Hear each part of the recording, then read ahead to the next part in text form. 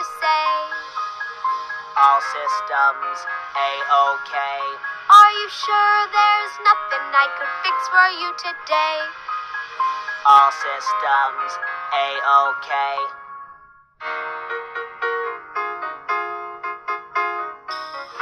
I'm a robot repairman. I've got robot smarts.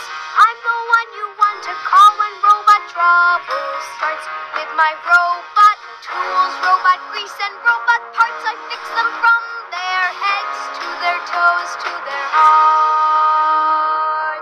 But there's just one problem for bionic goodness sake. My problem is that robots never, ever, ever break.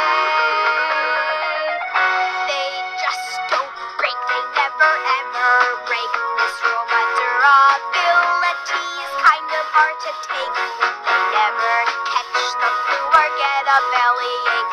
My problem is that robots never, ever, ever break. No matter what's the problem, it's a robot piece of cake.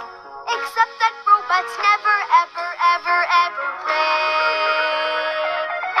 They just don't break. They never, ever break. You can stick them in the fridge or throw them in the lake, or poke them with a stick or rake them with a